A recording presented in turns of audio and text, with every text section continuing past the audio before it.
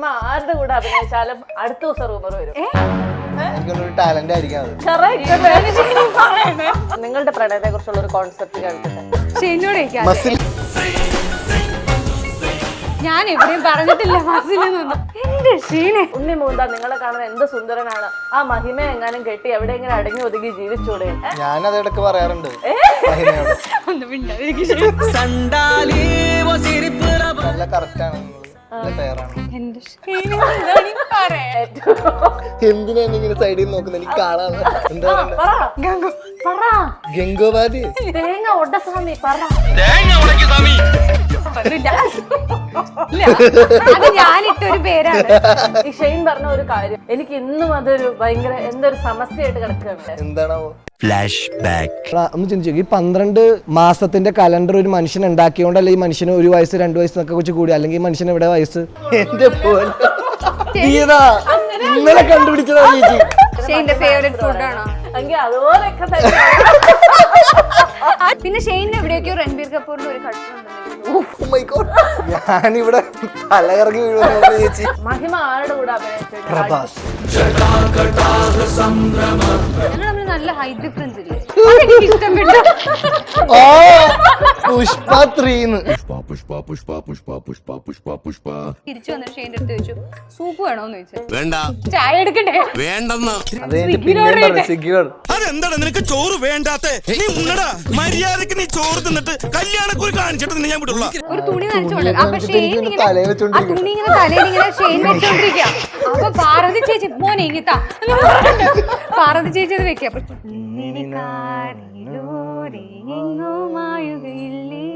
ഞാനിങ്ങനെ കുളിക്കാതെ ദിവസവും നനയ്ക്കാതെ പതുക്കെ പതുക്കെ എല്ലാം വളരെ എന്റെ ഇൻഫ്ലുവൻസ് ആണോ?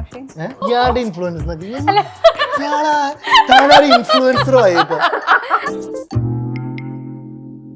ഇനി ഇന്ത്യയിലും വിദേശത്തും ഏറ്റവും മികച്ച യൂണിവേഴ്സിറ്റികളിൽ അഡ്മിഷനായി ടെൻഷൻ അടിക്കേണ്ട. SMET, the complete solution for your educational enquiries. Mahima Nambiar and Shane Nigam, welcome to the show. Thank you. ഈ മഹിമയുടെ ഒരു പ്രത്യേകത എന്താണെന്നറിയോ? ഇല്ല, അറിയില്ല. അതായത് മഹിമ ആരുടെ കൂടെ അഭിനയിച്ചാലും അടുത്ത ദിവസം റൂമർ വരും. ഇതിപ്പോ നിങ്ങളിപ്പോ സത്യമായിട്ടല്ല, ഞാൻ രണ്ടുപേരുടെ എനിക്കൊരു ടാലന്റ് ആയിരിക്കും അത്. ഇത് നിങ്ങളാട്ടോ ആദ്യമായിട്ട് പറയാം. അയ്യോ അല്ല, അതായത് ഇന്ന് എനിക്ക് ഞാനൊരു കമന്റ് കണ്ടതാ. അതായത് ഞാൻ ഉണ്ണിമോഹന്റെ ഇന്റർവ്യൂ എടുത്തിട്ടുണ്ട്, മഹിമയുടെ ഇന്റർവ്യൂ എടുത്തിട്ടുണ്ട്, ജയ് ഗണേഷിന് വേണ്ടിയിട്ട്. അപ്പൊ എനിക്ക് ഒരു ഉണ്ണിമോഹന്റെ അടിയിൽ വന്നേക്കുന്ന ഉണ്ണിമോഹന്ത നിങ്ങളെ കാണുന്ന എന്ത് സുന്ദരനാണ്. ആ മഹിമ എങ്ങാനും കെട്ടി എവിടെയെങ്കിലും അടങ്ങി ഒതുങ്ങി ജീവിച്ചൂടെ എന്ന്. അതെ അതെ, ഞാനത് ഇടക്ക് പറയാറുണ്ട് മഹിമയോട്. അങ്ങനെ ഞാനും പലതും പറയാറുണ്ട്. പറയട്ടെ? പറ. ആരാണ് ഏറ്റവും നന്നായിട്ട് പറയണേ നോക്കട്ടെ. വേണ്ട, ഞാൻ പറയണില്ല. അതൊക്കെ ഇനി പേരില്ല, അതാണ്. പക്ഷെ ഞാൻ പറയാറുണ്ട് ഇടക്ക്, നല്ല കറക്റ്റ് ആണ്, നിങ്ങള് നല്ല പേരാണ്. സത്യത്തിൽ ഇങ്ങനെ ഒന്നുമില്ല, ഞാൻ പറയട്ടെ. എന്റെ ഒരു സ്വഭാവം വെച്ചിട്ട് എല്ലാരോടും ഒരേപോലെ സംസാരിക്കുന്ന ഒരു വ്യക്തിയാണ്. അതിപ്പോ നേരിട്ട് കാണുമ്പോൾ മാത്രമല്ല സംസാരമുള്ളൂ. നേരിട്ട് കാണുമ്പോൾ ഞാൻ എന്റെ കൂടെ വർക്ക് ചെയ്ത ആൾക്കാർ തന്നെ ചിലപ്പോൾ നേരിട്ട് കാണുമ്പോൾ ഭയങ്കര സ്നേഹമായിരിക്കും, ഭയങ്കര സംസാരമൊക്കെ ആയിരിക്കും. അത് കഴിഞ്ഞ ഒരു കോണ്ടാക്ട് ആണ് എന്റെ സ്വഭാവത്തിലുള്ള ഒരു പ്രശ്നമാണത്. അപ്പൊ ചിലപ്പോൾ ഒരു പക്ഷെ പലർക്കും ഞാൻ ഈ ഓപ്പണായി സംസാരിക്കുന്ന അല്ലെങ്കിൽ ഭയങ്കര ഫ്രണ്ട്ലി ആയി സംസാരിക്കുന്നത് അങ്ങനെ തോന്നുന്നതായിരിക്കാം. അല്ലാതെ എന്താണ് തെറ്റിദ്ധാരണകൾ. അതെ അതെ അതെ, എന്ത് ചെയ്യാനാണ്. ഞാൻ പറയട്ടെ? ഗംഗോപാധി തേങ്ങ ഒഡസ്വാമി പറ. ഗംഗോപാധി എന്ന് പറഞ്ഞ ഒരാൾ എനിക്ക് അറിയ പോലും. അതിനൊക്കെ വേറൊരു കഷ്ണവും പേരും കൂടെ ഒക്കെ ഉണ്ട്. ഞാൻ പിന്നെ പറയണ അത് പിന്നെ തുടങ്ങാനിരിക്കുന്ന ചില സാധനങ്ങളും സംഭവങ്ങളും ഒക്കെ ആയതുകൊണ്ട് അങ്ങനെ ഒരു കുട്ടി ആ പടത്തിലില്ല. അത് ഞാനിട്ടൊരു പേരാണ്. നമുക്കൊരു game കളിച്ചാലോ? How well do you know each other എന്നാണ്.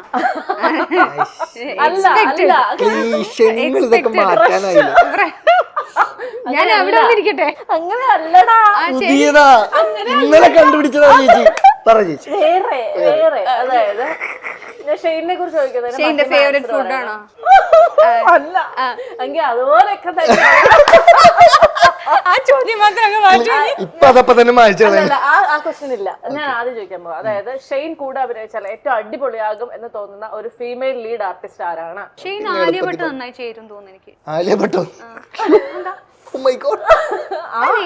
ഷെയ്ന് രൺബീറിനെ ഭയങ്കര ഇഷ്ടമാണ്, ആലിയനെ ആസ് ആൻ ആക്ടർ ഭയങ്കര ഇഷ്ടമാണ്. പിന്നെ ഇവരുടെ ഒരു ഫിസിക്കും കാര്യങ്ങളും, അതായത് ഷെയ്ന് കുറച്ചൊരു കുഞ്ഞു കുട്ടിയാണെങ്കിൽ നല്ലതാണ്. അവിടെ നിൽക്ക്, ഞാൻ പറയട്ടെ. അതായത് ഷെയ്നിന്റെ ഒരു ഫിസിക്കും കാര്യങ്ങളൊക്കെ വെച്ചിട്ട് കാണാൻ ഒരു ചെറുപ്പമുള്ളൊരു കുഞ്ഞായ ഒരു ആളെ കാണാനാണ് ഭംഗി ഉണ്ടാവുക കാണാൻ. അത് അടിപൊളിയായിട്ടുണ്ട്. സ്വപ്നത്തിലെങ്കിലും വിചാരിച്ചിരുന്നു ഇങ്ങനെ പറഞ്ഞു. പിന്നെ ഷെയ്നിന് എവിടെയൊക്കെയോ രൺബീർ കപൂറിന്റെ ഒരു കട്ടുണ്ടെന്ന് എനിക്ക് തോന്നുന്നു. ഓ മൈ ഗോഡ്, ഞാനിവിടെ തലകറങ്ങി ചേച്ചി. റെഡ് ബുൾ വേണ്ട. ഓക്കെ, അങ്ങനെയാണ്. ഇത്രയും നല്ല കോംപ്ലിമെന്റ് മഹിമ തന്ന ഞാൻ ആലോചിക്കുന്നത് ഇതിപ്പോ ആരെ കൊടുക്കുന്നതാണ്. ഞാൻ റിസർച്ച് ചെയ്ത് നോക്കട്ടെ. ഞാൻ പറഞ്ഞ കറക്റ്റ് അല്ലേ? ഭയങ്കര കറക്റ്റ് ആയിട്ടല്ലേ പറഞ്ഞു. ഇനി തിരിച്ചങ്ങോട്ട് മഹിമ ആരുടെ കൂടെ അഭിനയിച്ചു? പ്രഭാസ്. അല്ല, ആലിയ ഭട്ട് എനിക്ക് തന്നെങ്കിൽ ഞാനൊരു പ്രഭാസിലേക്ക് തിരിച്ചു കൊടുക്കുന്നു. എന്താ കുഴപ്പം? ഞങ്ങൾ തമ്മിൽ നല്ല ഹൈറ്റ് ഡിഫറൻസ് ഇല്ലേ? അതൊന്നും എനിക്കറിയില്ല. ഞാൻ എല്ലാം കൂടെ ചേർത്തിട്ട് ഒന്ന് പറഞ്ഞത്, ഹൈറ്റും കാര്യങ്ങളും ഒക്കെ നല്ല ഹൈറ്റ് ഡിഫറൻസ് ഉണ്ട്. ചേരില്ല അങ്ങനെ അത്ര ഭയങ്കരമായ ഒരു അല്ലു അർജുൻ അതൊരു ചേർച്ചയുണ്ട്. അതിലൊരു ആകെ ഒരു ഇഷ്ടപ്പെട്ടു. അത് പറഞ്ഞത് തന്നെ പുഷ്പ 3 എനിക്ക് വയ്യ, എന്തൊക്കെ കാണണമല്ലോ എനിക്ക്. മഹിമയെ ഏറ്റവും കൂടുതൽ ദേഷ്യം പിടിപ്പിക്കുന്ന ഒരു കാര്യം എന്താണ്? എനിക്ക് തോന്നണില്ല കേട്ടോ അങ്ങനത്തെ ഒരു കാര്യം ഉണ്ടെന്ന്. അങ്ങനെ പുള്ളിക്കാരിക്ക് അങ്ങനെ ഒരു നിർവികാര്യമായ ഒരു ജീവിതം. ഞാൻ പറയട്ടെ, ഞാൻ പറയുമ്പോ പലരും ഇത് വിശ്വസിക്കാറില്ലല്ലോ. അല്ല, അങ്ങനെ പ്രത്യേകിച്ച് ഒന്നുമില്ല. ഷോട്ടിന് മുന്നേ അഭിനയിക്കുന്നു, പോകുന്നു. എന്താണ് ഞാൻ അല്ലെങ്കിൽ ഒരാള് അങ്ങനെ ഒരാള് പ്രത്യേകിച്ച് അങ്ങനെ വലിയ വൈകാരികമായ നിമിഷങ്ങളില്ല. പ്രത്യേകിച്ച് വികാരങ്ങളില്ല. അങ്ങനെയല്ല എന്ന് വെച്ചാൽ വൈകാരികമായ ഇടപെടലുകൾ അല്ലാണ്ട് ഒരാളോട് നമ്മൾ ദേഷ്യപ്പെടാനുള്ള സ്റ്റാഫിനോട് ചൂടാവോ, ഞാൻ ഇതുവരെ അങ്ങനത്തെ ഒന്നും കണ്ടിട്ടില്ല. ഞാൻ ഇടക്കാലക്ക് ഇതുവരെ ആണോ പ്രോഗ്രാം ചെയ്തു. ഞാൻ മാത്രമേ കേട്ടുള്ളൂ. AI robotic. പക്ഷെ അത് എനിക്ക് തോന്നിയെന്നാ അല്ല, അതായത് അത്രയും ഇതിലേക്ക് എത്തി. മറ്റേ ട്രാൻസ് ഒന്നല്ല, ആത്മീയതയുടെ ആ ഒരു തലം ഉണ്ടല്ലോ, അതിലെത്തി. ശാന്തതയിലേക്ക് എത്തി. എന്താണ് ഓരോരുത്തരുടെ ഓരോ ഭാഗ്യങ്ങള്. നമ്മളൊക്കെ എന്തൊക്കെ ചെയ്തിട്ട് എത്തണം. ഇയാളൊക്കെ വേറെ ലെവൽ. അങ്ങനെയാണെങ്കിൽ ഷെയ്നെ ദേഷ്യം പിടിപ്പിക്കാൻ പറ്റുന്ന ഒരു കാര്യം ഇഷ്ടം പോലെ ഉണ്ടാവും. ദേഷ്യം പിടിപ്പിക്കാൻ പറ്റുന്ന കാര്യം ഷെയ്ൻ എനിക്ക് തോന്നിയിട്ടുള്ളത്, ചില സമയങ്ങളിൽ ഷെയ്ന് ഒരു സ്പേസ് വേണം. ആ സ്പേസിൽ ആരും ഇന്റർഫിയർ ചെയ്യുന്നത് ഷെയ്ന് ഇഷ്ടമല്ലാന്ന് എനിക്ക് തോന്നുന്നു. അതായത് ചിലപ്പോൾ ഷെയ്ൻ ഇപ്പം അഭിനയിക്കാൻ ഷോട്ടിന് നിൽക്കായിരിക്കാം, അല്ലെങ്കിൽ ചിലപ്പോൾ ഒരു സീന് വേണ്ടി പ്രിപ്പയർ, അല്ലെങ്കിൽ ചിലപ്പോൾ ഷെയ്ന് വയ്യാതിരിക്കുന്ന സമയമായിരിക്കും. ഓർമ്മയുണ്ടത്? വയ്യാതിരിക്കുന്ന സമയമായിരിക്കും. അപ്പം നമ്മളത് കണ്ട് മനസ്സിലാക്കണം. സാൻഡ്ര ചേച്ചിയുടെ വീട്ടിൽ ഞങ്ങൾ ഷൂട്ട് ചെയ്യാണ്. ഒരു ഇരുണ്ട ഒരു മുറിയിൽ ഷൂറാക്കിന്റെ മേലെ കയറി ഇങ്ങനെ വിദൂരതയിലോട്ട് നോക്കിയിരിക്കുവാണ് ഷെയ്ൻ. അപ്പൊ ഞാൻ വയ്യ ഷെയ്നു, അതായത് 4-5 ദിവസമായിട്ട് പനിയും ജലദോഷം ഇങ്ങനെ നോക്കിയിരിക്കുക. അപ്പൊ ഞാനിങ്ങനെ ക്രോസ് ചെയ്ത് പോയിട്ട് ഞാൻ തിരിച്ചു വന്നിട്ട് ഷെയ്ൻ്റെ അടുത്ത് ചോദിച്ചു, സൂപ്പ് വേണോന്ന് ചോദിച്ചു. അപ്പൊ ഷെയ്ൻ പറഞ്ഞ ഇല്ലടോ വേണ്ട, എന്നാലൊരു സൂപ്പ് വരാൻ പറ്റിയ ചായ എടുക്കണ്ടേ, അതായിരുന്നു. എന്നാ വേണ്ട, വേണ്ട. അത് കഴിഞ്ഞപ്പോ ഞാൻ ശരി എന്ന് പറഞ്ഞ് പുറത്തു പോയി. എന്നിട്ട് അന്ന് ഷെയ്ന് വയ്യ. അപ്പൊ ഞങ്ങളിങ്ങനെ വരാന്തയിൽ ഇങ്ങനെ ഇരിക്കുക, കോറിഡോറിൽ ഇരിക്കുക.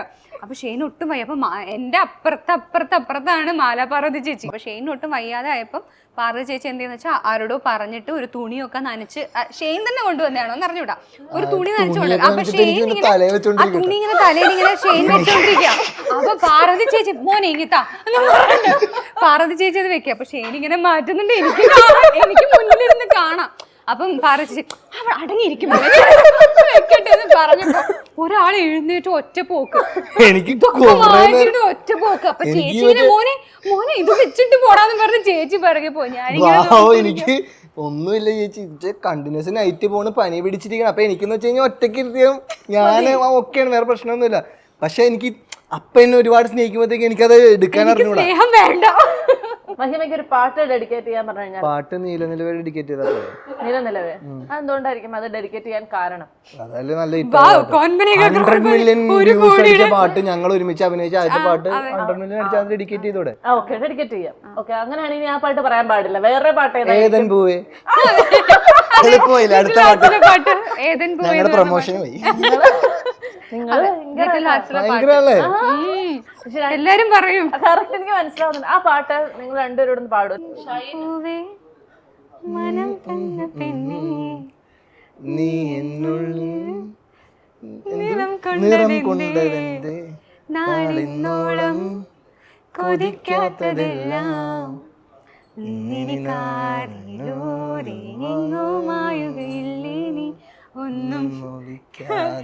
എന്നും കുളിക്കാതെ. എന്നും കുളിക്കാതെ. അല്ല അതങ്ങനെ ആ പാട്ട് എങ്ങനെയൊക്കെയാണ് ഈ കുട്ടി പാടുന്നത്? എന്താ ചെയ്യും?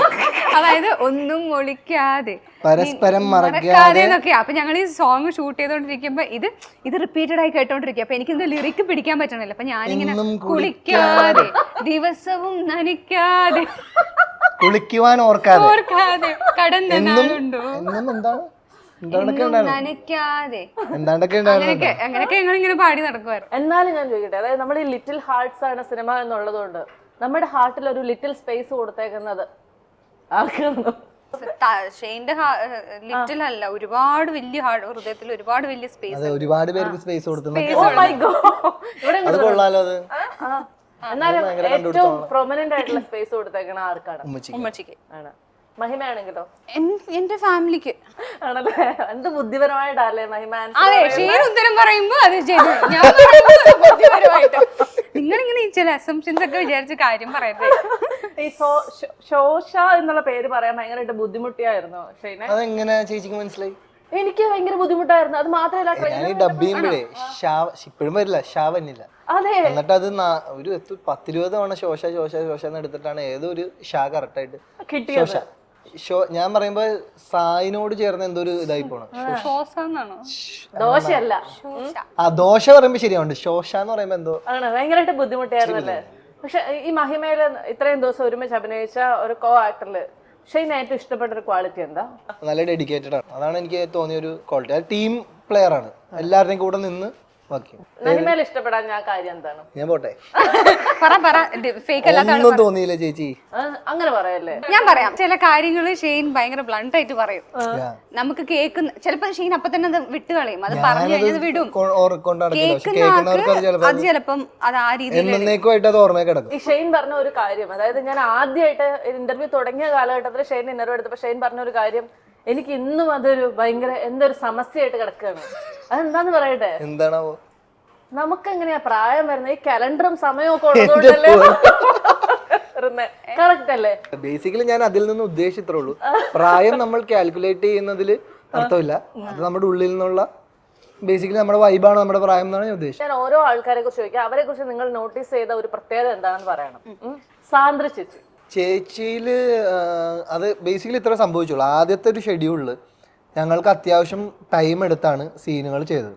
ഇംപ്രവൈസ് ചെയ്യാനും ടൈം ഉണ്ട്, സംസാരിച്ച് നമുക്ക് ആ സീനിലേക്ക് കയറാനും അങ്ങനെ ഒരു ഷെഡ്യൂൾ ചെയ്ത് അത് ഞങ്ങൾ വളരെ ഹാപ്പി ആയിട്ട് ഞങ്ങൾക്ക് ചെയ്യാനും പറ്റി. അത് കഴിഞ്ഞിട്ട് കുറച്ച് സാങ്കേതിക തടസ്സങ്ങൾ കൊണ്ട് ബ്രേക്ക് പോയി. ബ്രേക്ക് കഴിഞ്ഞിട്ട് പിന്നെ തുടങ്ങിയ ഷെഡ്യൂള് ചേച്ചി നല്ല രീതിയിൽ സ്പീഡ് എടുപ്പിച്ചിട്ടുണ്ട്. അതിലെനിക്ക് ഇപ്പോഴും ചേച്ചിനോട് ചെറിയ ഒരു അത് ഞാൻ ചേച്ചിനോട് പറഞ്ഞിട്ടുണ്ട്. എനിക്ക് ഞാൻ പറഞ്ഞില്ലേ ഇപ്പൊ പറഞ്ഞ ഡിപ്ലോമസിയുടെ പ്രശ്നമുള്ളതുകൊണ്ട്. പക്ഷെ ചേച്ചിക്ക് പറയാം ഈ പൈസയുടെ കാര്യം നമ്മൾ ജനങ്ങൾ അറിയുന്നില്ലല്ലോ. അവിടെ വന്നിരുന്നിട്ട് ഈ സീൻ എടുക്കുന്ന സമയത്ത് നമുക്ക് ഇത്തരം സാഹചര്യങ്ങളൊന്നും അവിടെ നമുക്ക് എഴുതി വെക്കാൻ പറ്റില്ല. ഇപ്പൊ അൽഫോൺസ് ചേട്ടൻ പടത്തിൽ എഴുതണ പോലെ, അൽഫോൺസ് പുത്രൻ പടത്തിൽ എഴുതണ പോലെ പ്രൊഡ്യൂസർ പൈസ തന്നില്ല, അതുകൊണ്ട് ഈ സാധനം ഇവിടെ കിട്ടിയില്ല നമുക്ക് എഴുതി വെക്കാൻ പറ്റുമോ? അതിന്റെ പ്രശ്നമുണ്ടല്ലോ. ഇല്ല, സാന്ദ്ര ചേച്ചിക്ക് അറിയാവുന്ന കാര്യമാണ്, ഞങ്ങളിത് പറഞ്ഞിട്ടുള്ള കാര്യമാണ്. അല്ലാതെ ഞാൻ ഇവിടെ വന്നിട്ട് ഒരു പുതിയൊരു കാര്യം പറയണല്ല. നമ്മള് ചീത്ത് മാത്രം പറയുന്നതല്ല, ചേച്ചിക്ക് ഒരുപാട് നല്ല ക്വാളിറ്റി, നല്ല സ്ട്രോങ് ആയിട്ടുള്ള ഒറ്റയ്ക്ക് നിന്ന് അങ്ങനെ ഒരു പ്രൊഡക്ഷൻ ഹൗസ് ഇത്ര ആൾക്കാരെ വെച്ച് കൊണ്ട് അത് അപ്രീഷിയേറ്റ് ചെയ്തേ പറ്റൂ. അത് ചേച്ചി ഇപ്പോഴും സ്ട്രൈവ് ചെയ്യുന്നുണ്ട്, സ്ട്രഗിൾ ചെയ്യുന്നുണ്ട്. ബാബുരാജേട്ടൻ ഭയങ്കര ചില്ലായ ഒരു ആളായിട്ടാണ് എനിക്ക് തോന്നിയത്. ഇപ്പൊ തന്നെ മറ്റേ living walking encyclopedia of love ആണ് ആള്. 2 ജനറേഷൻ അല്ലേ ഇനിയിപ്പോ ഇനി വരാനിരിക്കുന്ന ജനറേഷന്റെ വരെ കറക്റ്റ് കാൽക്കുലേറ്റഡ് ആയിട്ടുള്ള പ്രണയത്തിനെ കുറിച്ച് ഭയങ്കരമായ ധാരണ. എന്ത് സംശയം വേണമെങ്കിൽ ചോദിച്ചോളൂ, ആളുടെ അടുത്ത് ഉത്തരം ഉണ്ടാവും അതിനെ പറ്റി. അങ്ങനെയാണെങ്കിൽ നിങ്ങൾ രണ്ടുപേരും 2 സിനിമകളിലും വളരെ പ്രണയാതരമായി അഭിനയിച്ച 2 ആൾക്കാരാണ്.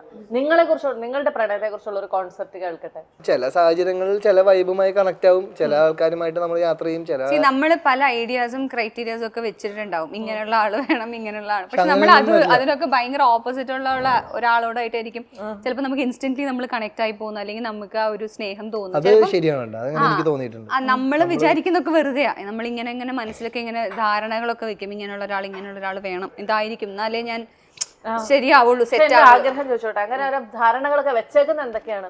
ഷെയ്നോട് ഞാൻ എവിടെയും പറഞ്ഞിട്ടില്ല മസിൽ എന്നൊന്നും. എന്റെ ഷെയ്നെ ഞാൻ പറഞ്ഞില്ലല്ലോ. പിന്നെ ഇപ്പൊ മസിലിന് എവിടെ നിന്ന് വന്നു? അങ്ങനെ ആയിക്കൂടെ, വേണോന്ന് ചോദിക്കാം. മസിൽ വേണോ ആണെന്ന് പറഞ്ഞില്ല, മസിൽ വേണോന്ന് ചോദിക്കണല്ലേ. ഷെയിന്റെ ധാരണ ഞാൻ പറയാം, പൊറോട്ടയും ബീഫും ഒക്കെ ഇഷ്ടമുള്ള ആൾക്കാർ വേണം. ഇത് ഇഷ്ടമില്ലാത്തൊരു മലയാളി ഇവിടെ ഇല്ലല്ലോ. അങ്ങനെ പറയാൻ പറ്റില്ലല്ലോ. എനിക്ക് ഷെയിന്റെ പറയാം ഒരു ക്വാളിറ്റി ആഗ്രഹം. എനിക്ക് ചേച്ചി വേറെ ഒന്നുമല്ല, എനിക്ക് ഞാൻ പറയാം. അല്ല വേണ്ട, ഷെയിൻ തന്നെ പറഞ്ഞു. എന്ത് തനിക്കറിയോ അതിന്? പറ. അല്ല ഞാൻ പറയാം, എന്നിട്ട് അതാണോ നോക്കാൻ. എനിക്ക് ഫാമിലി. അല്ല ഞാൻ പറഞ്ഞാലല്ലേ അതാണോ ഷെയിന് നോക്കാൻ പറ്റും. തന്നെ പറ. ഞാൻ പറയട്ടെ, അതായത് ഷെയിൻ ഭയങ്കര ഫാമിലി കണക്റ്റഡ് ആയിട്ടുള്ള ഒരു മനുഷ്യനാണ്. ചേച്ചി ഞാൻ എന്റെ ദിനചര്യകളിൽ മുഴുവനായിട്ടും എന്റെ വീട്ടുകാരായിട്ട് ഡിപ്പെൻഡന്റ് ആണ്. അതാണ്. അപ്പൊ വരുന്ന ഒരു പാർട്ട്ണർ ചിലപ്പോൾ അത് മുഴുവനായിട്ട് അക്സെപ്റ്റ് ചെയ്യാൻ പറ്റിയെന്ന് വരില്ല. പക്ഷെ എന്നാലും ഒരു പരിധി വരെയെങ്കിലും പറ്റുന്ന ഒരാളാണെങ്കിലായിരിക്കാം കുറച്ചും കൂടെ വർക്ക് ആവുക. എനിക്ക് അങ്ങനെ പ്രത്യേകിച്ച് ധാരണകളൊന്നുമില്ല. ഞാൻ അത്യാവശ്യം എന്താ പറയാ ഭയങ്കര ഓപ്പൺ മൈൻഡഡ് ആയ, ഭയങ്കര ഫ്രീ ആയ, അങ്ങനെ ഒരുപാട് എന്താ പറയുക റെസ്ട്രിക്ഷൻസ് ഒന്നും ഇല്ല. അതൊരു ഫാമിലി ബാക്ക്ഗ്രൗണ്ടിൽ നിന്ന് വരുന്ന ആളാണ്. അങ്ങനെയുള്ള എനിക്ക് അതുപോലെ ഓപ്പൺ ആയ ഒരാളാണെങ്കിൽ നല്ലതായിരിക്കും. പക്ഷെ നിങ്ങളെ ഇപ്പൊ ഭയങ്കര സക്സസ്ഫുൾ പെയർ ആയിട്ടാണ് മലയാളികൾ കാണുന്നത്. ഈ ഒരു കെമിസ്ട്രിയുടെ രഹസ്യം എന്താ? പ്രത്യേകിച്ച് കെമിസ്ട്രി വരുത്താൻ ശ്രമിക്കാത്തതായിരിക്കും. അതായിരിക്കും പ്രത്യേകിച്ച് ഒരു രഹസ്യമില്ല. കാര്യം ഇതിപ്പോ നിങ്ങൾ പറയുന്നുണ്ടല്ലോ RDX അത് മറ്റേ ഞങ്ങൾ അവിടെ സീൻ അഭിനയിച്ച് പോയിന്നല്ലാതെ വേറെ സമയത്ത് പോലും ഞങ്ങൾ തമ്മിൽ വലിയ ഇന്ററാക്ഷൻ ഒന്നും ഇന്റർവ്യൂവിൽ ഇരുന്ന് സംസാരിച്ചതല്ലാതെ കാണുന്നതേ ഉള്ളൂ എന്നല്ലേ? അല്ലല്ല അത് അപ്പ ഇല്ലായിരുന്നു. അപ്പൊ തീരെ തന്നെ പരിചയമില്ല. പക്ഷെ ലിറ്റിൽ ആർട്സിലേക്ക് വന്നപ്പോഴാണ് കുറച്ചും കൂടെ ആ ക്യാരക്ടറും സാഹചര്യങ്ങളും അനുസരിച്ചിട്ട് കുറച്ചും കൂടെ നമുക്ക് ഒരു ഫ്രണ്ട്ലി ആയിട്ട് മിങ്കിൾ ചെയ്യാൻ പറ്റി. മഹിമയ്ക്ക് ഭയങ്കര ഇഷ്ടമാണെന്ന് പറഞ്ഞിട്ടുണ്ട്. അതായത് സ്വയം കണ്ണാടിയിൽ നോക്കി ഭയങ്കര സന്തോഷം തോന്നുന്ന ഒരാളാണ് മഹിമ. ഷെയിൻ എങ്ങനെയാണ്? എന്നെ ഞാൻ കണ്ണാടിയിൽ നോക്കാറില്ലേ? പിന്നെ അത്ര വലിയ താല്പര്യമൊന്നുമില്ല. മുഖം അടയാളമാണ്. ഷെയ്ന് മുഖം നല്ല പറഞ്ഞത്. അതായത് എനിക്ക് എന്നെ ഭയങ്കര ഇഷ്ടമാണ് ഞാൻ പറഞ്ഞത്. എനിക്ക് എന്നെ ഇഷ്ടമാണ്. അതായത് എന്റെ ഇപ്പൊ ബാക്കി എല്ലാ അടയാളങ്ങളാണ്, ബാക്കി ഫേസ് ഇതെല്ലാം അടയാളം. പക്ഷെ ഞാനെന്ന ആ ആത്മാവിന് ഞാൻ എന്നെ തന്നെ ഞാൻ സ്നേഹിക്കുന്നുണ്ട്. ഇതാണ് കുറച്ച് കഴിഞ്ഞ ഷെയ്ൻ വേറെ ലെവലിലേക്ക് കയറും. എന്നാ ശരി, സോൾ. ഒരു സത്യം ചോദിക്കട്ടെ, അതായത് നമ്മൾ എപ്പോഴും ഇങ്ങനെ ഒരുപാട് പേർക്ക് സംഭവിക്കാറുള്ള ഷൈൻ പേരുകൾ ഇങ്ങനെ മാറി മാറി പോകുന്നത് ദേഷ്യം വരാറുണ്ടോ? എനിക്ക് മാറിയിട്ടില്ല. എനിക്കിപ്പോ വലിയ കുഴപ്പമില്ല. ഇല്ല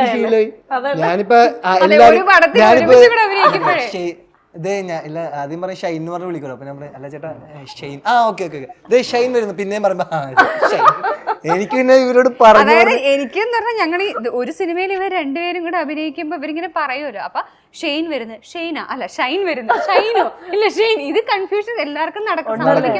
ഷാൻ ഇപ്പൊ എന്നെ വിളിക്കണ്ട. എവിടെ അറിയാം? തമിഴ്നാട്ടില് ഷെയ്ൻ ഇല്ല, ഷാൻ. ഞാൻ ഷാന, ഇതെന്താണ് ഇത് ഇവിടെ പുതിയ പേര്? ലിറ്റിൽ ഹാർട്സില് ഏറ്റവും കൂടുതൽ ഇഷ്ടം തോന്നിയ ആ ഒരു ആളാരാണ്? രഞ്ജി സാറിന് എനിക്ക്, അതായത് എൻ്റെ അച്ഛനായിട്ട് എൻ്റെ ഫാദർ ക്യാരക്ടർ ചെയ്യുന്നത് ജോൺസൺ പപ്പ. അപ്പം എനിക്ക് പെട്ടെന്ന് ഒരു ഭയങ്കരമായ ഒരു ക്ലോസ്നെസ്, ഒരു അറ്റാച്ച്മെന്റ് എനിക്ക് ആളുടെ അടുത്ത് തോന്നിയത്. അതായത് ഞങ്ങൾ ഒന്നാമത്തെ രണ്ടാമത്തെ ദിവസം ഞങ്ങൾ എന്തോ ഒരു കോൺവെർസേഷനിൽ സ്റ്റാർട്ട് ചെയ്തതാണ്. അപ്പൊ സംസാരിച്ച് വന്നപ്പം ഞങ്ങൾക്ക് ഭയങ്കരമായിട്ടൊരു വൈബ്, എനിക്ക് ഒരു കണക്ഷൻ ശരിക്കും ഫീൽ ചെയ്തു. അതായത് നിങ്ങൾക്ക് രണ്ടുപേരും ഇപ്പൊ ഭയങ്കരമായിട്ട് ക്ഷമ പഠിച്ച ആൾക്കാരാണ്. കാരണം എന്താ വെച്ചാൽ നമ്മളൊരു സിനിമ ഇൻഡസ്ട്രിയിൽ നിൽക്കുമ്പോഴേ ഒരുപാട് ഇന്റർവ്യൂസ് കൊടുക്കണം. ഏത് സിനിമ ഇറങ്ങിയാലും 10-25 ചേച്ചി തന്നെ ചോദിക്കണം. അതുകൊണ്ട് നിങ്ങൾ ക്ഷമ പഠിച്ചാന്നാ ചോദിച്ചത്. എനിക്ക് പണ്ടേ നല്ല ക്ഷമ തോന്നുന്നു. എനിക്ക് കണ്ടിട്ട് തോന്നുന്നുണ്ട്. എനിക്ക് പണ്ടേ നല്ല ക്ഷമയായിരുന്നു അല്ലേ? ഞാൻ പറഞ്ഞില്ലേ, എനിക്ക് അത്യാവശ്യം നല്ല ക്ഷമയായിരുന്നു. പ്രോഗ്രാം ചെയ്ത് വിട്ടേക്കുന്നത്. നമ്മളിങ്ങനെ ഭയങ്കര ഇന്റർവ്യൂലൊക്കെ ഇങ്ങനെ ക്ഷമിച്ച് മറ്റേ ശക്തി തരൂ എന്ന് പറഞ്ഞുകൊണ്ടിരുന്ന വീട്ടിൽ ചെന്ന് പൊട്ടിത്തെറിക്കാറുണ്ടോ? എന്റെ ബാഡ് സൈഡ് ആകെ മര്യാദക്ക് കാണിക്കാൻ പറ്റുന്ന വീട്ടിലാണല്ലോ. അപ്പൊ അതുകൊണ്ട് നന്നായിട്ട് തന്നെ കാണിക്കും. എന്താണ് കാണിക്കാറുള്ള കാര്യം? ദേഷ്യപ്പെടും. ആരോ? ഉമ്മച്ചിയോടോ അതോ? ഉമ്മച്ചിയോടും പെങ്ങന്മാരോടും എല്ലാരോടും ദേഷ്യപ്പെടുവോ? അതുകൊണ്ട് അവരധികം അടുത്ത് വരാറില്ല എന്നുള്ളതാണോ സത്യം? നല്ല മൂഡിലാണെങ്കിൽ മാത്രമേ വരാറുള്ളൂ. അല്ലെങ്കിൽ ആരും എന്റെ 7 അയൽക്കത്തോലും വരാറില്ല. സീൻ ഷൂട്ട് ചെയ്യുന്ന സമയത്ത് ലാസ്റ്റ് ഡേ ഓഫ് ഷൂട്ടാ. അപ്പൊ അതൊന്ന് തീർക്കണം, ആ ഭാഗം ഒന്ന് തീർക്കണം. അപ്പൊ രാത്രിയായി ഏകദേശം. അപ്പൊ ലൈറ്റ് പോവാണ്, മഴ പെയ്യാനുള്ള സാധ്യത ഒക്കെ ഉണ്ട്. അപ്പൊ ഞങ്ങൾ ഷോട്ട് എടുത്തോണ്ടിരിക്കുമ്പോൾ പെട്ടെന്ന് ഷെയ്നെ കാണാനില്ല. ഷെയ്ൻ ക്യാരവാനിൽ പോയി. അപ്പൊ തിരിച്ച് ഷെയ്ൻ ഇറങ്ങി വന്നപ്പോൾ എനിക്കൊരു സംശയം തോന്നി. അപ്പൊ ഞാൻ ഷെയ്ൻ്റെ അടുത്ത് ചോദിച്ചു, ഷെയ്ൻ പ്രാർത്ഥിക്കാൻ പോയതാണോ? അതെ. ഷെയ്ൻ അന്ന് ശരിക്കും പറഞ്ഞാൽ പ്രാർത്ഥിക്കാൻ പോയതാണ്. അതായത് മഴ പെയ്യല്ലേ എന്ന് പ്രാർത്ഥിക്കാൻ പോയതാണ് ആ ഗ്യാപ്പിൽ. അപ്പൊ അത്രയും എന്താ പറയാ, ഞാൻ പ്രാർത്ഥിച്ചോണ്ടൊന്നും മഴയും പെയ്തില്ല. പെയ്തില്ല. അത് എന്തൊരവസ്ഥയാണ്. ഞാൻ അതുകൊണ്ട് ഒന്നും പ്രാർത്ഥിക്കാത്ത. ഞാൻ താനിത് പറഞ്ഞോണ്ട് ഞാൻ കുറച്ചേരം പ്രാർത്ഥിക്കട്ടെ. അത് പ്രാർത്ഥിക്കാത്ത ദിവസങ്ങളില്ല. ലിറ്റിൽ ഹാർട്സ് എന്ന് പറയുന്ന സിനിമ ചൂസ് ചെയ്യാനായിട്ട് പ്രത്യേകിച്ച് ഒരു കാരണം ഉണ്ടായിട്ടുണ്ടോ? ഉണ്ടെങ്കിൽ എന്താണ്? ഞാൻ ചെയ്യാത്ത ജോണർ, ചെയ്യാത്ത ക്യാരക്ടറൈസേഷൻ, ഇത് രണ്ടുമാണ് എനിക്ക് ഇതിനകത്ത് അട്രാക്ട് ആയത്. അത് തന്നെയാണ് എനിക്കും പറയാനുള്ളത്. അതായത് നമ്മളിങ്ങനെ വെറുതെ ടെൻഷൻ അടിച്ച് അല്ലെങ്കിൽ കോംപ്ലിക്കേറ്റ് ചെയ്ത് ഹെവി ആയിട്ട് കണ്ടിരിക്കേണ്ട ഒരു സിനിമയല്ല. ഭയങ്കര ലൈറ്റ് ഹാർട്ടഡ് ആയിട്ട് സിമ്പിൾ ആയ ഒരു സബ്ജക്റ്റാണ്, അത്ര കോംപ്ലിക്കേഷൻസ് ഒന്നുമില്ല. അപ്പൊ ഏതായാലും ലിറ്റിൽ ഹാർട്ട് തിയേറ്ററുകളിലേക്ക് എത്തുകയാണ്. നിങ്ങൾക്ക് ടെൻഷൻ ഉണ്ടോ? ചെറിയ ടെൻഷൻ വരും, പക്ഷെ ടെൻഷനൊക്കെ ഉണ്ടാവുമല്ലോ കുറച്ചൊക്കെ. നന്നായി വന്നാൽ മതിയായിരുന്നു. ഷെയ്ൻ ഭയങ്കരമായിട്ട് മാറിയ പോലെ എനിക്ക് തോന്നുന്നു. പണ്ട് ഭയങ്കര ഒരു ഐ ഡോണ്ട് കെയർ ഷെയ്ൻ ആയിരുന്നു.